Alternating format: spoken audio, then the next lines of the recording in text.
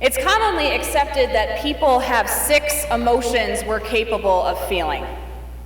Take a moment to consider how you feel right here, right now. Tired is not an emotion, just in case that was your first thought. Psychologists would say that we can feel happy, sad, surprised, afraid, disgusted, or angry. Hopefully not many of us are angry or disgusted right now, but it's fascinating that our range of emotions isn't as expansive as we may assume. When I was doing clinical pastoral education, we had to identify our feelings using only 4 emotions: glad, sad, bad, or mad.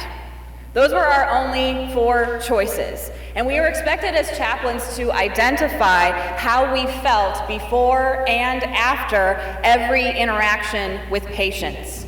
Glad, sad, bad, or mad. And ask ourselves, why did we feel that way? If we had to identify John the Baptist's emotional state, as we just heard Jim read in the Gospel of Luke, it would be... What do you think? It's not a trick question. What? Mad. Yeah, mad. So I don't know about you, but I don't typically call people broods of vipers when I'm feeling happy. John was legitimately mad. He was really mad. People were being terrible to each other, and life was difficult enough without people making each other's lives even worse. So he's out there in the wilderness telling people, take better care of each other. What's wrong with you people? If you have plenty of food, give food to people who don't have any. If you have a second coat, give away that coat to someone who doesn't have many clothes. Tax collectors, don't cheat people out of money. Soldiers, don't go around intimidating people to supplement your own wages. Basically, stop being mean to each other. Quit exploiting people who have nothing. John is feisty and with good reason. The irony here is that we encounter John the Baptist yelling at people on the 3rd Sunday of Advent when our theme is joy. Really?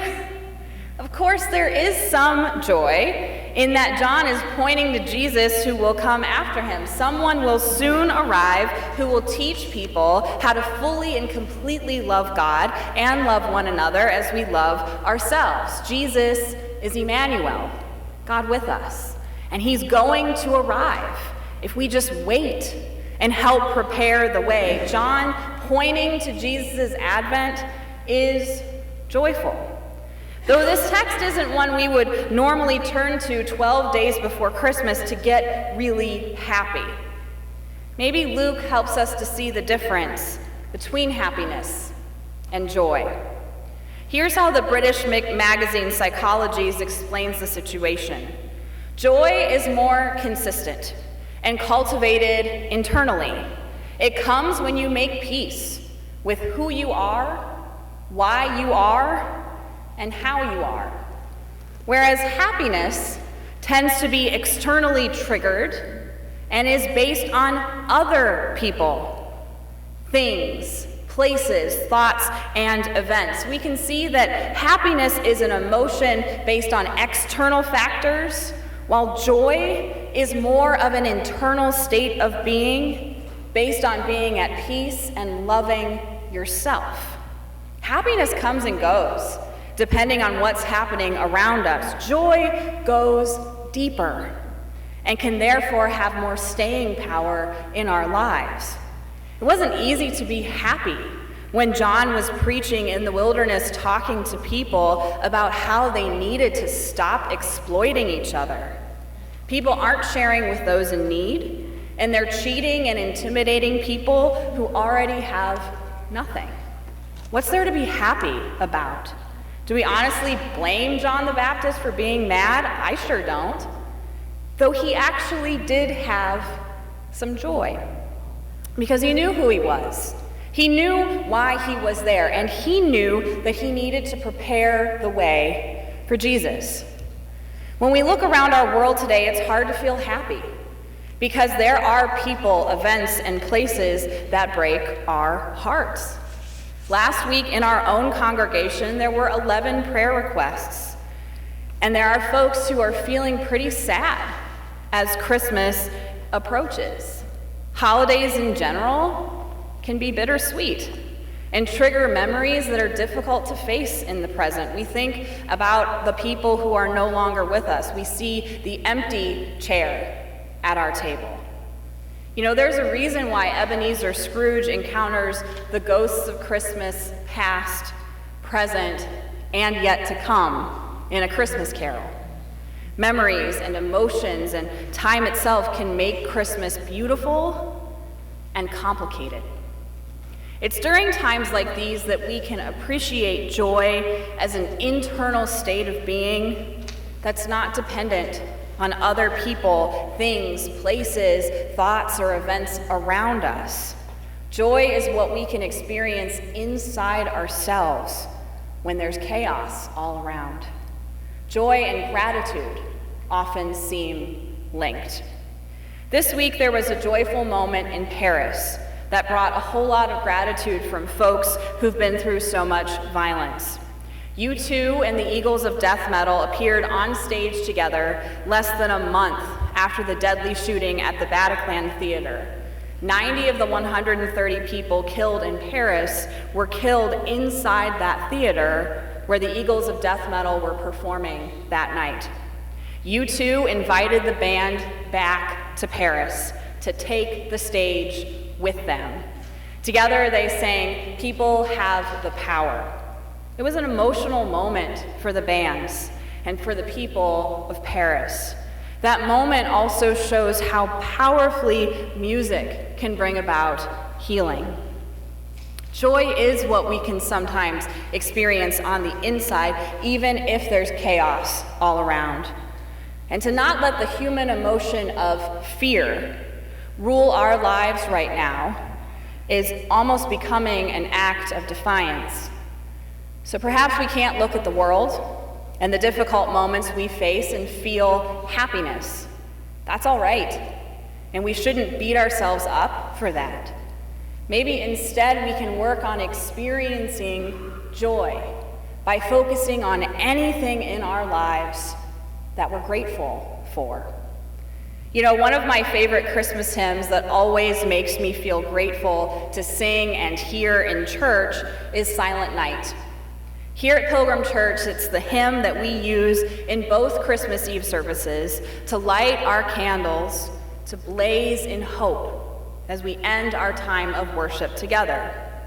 It's always been one of my favorites because there's a moving legend behind this famous hymn. The traditional story is that in Austria in 1818, there was a priest named Joseph Mohr who also happened to be a musician. On Christmas Eve, the church organ broke, and there was no way it could be fixed in time for worship. Joseph didn't get disheartened. He was determined that there would still be beautiful music by the time the congregation arrived that evening.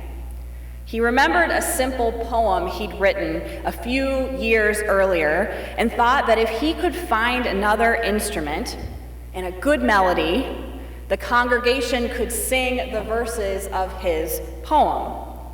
Joseph asked the church organist, Franz Gruber, to take a look at the poem and just see what you can do. Franz was surprised that the poem was really good. And luckily, he was used to writing music at the last minute. So Franz came up with a soothing lullaby to accompany Joseph's poem.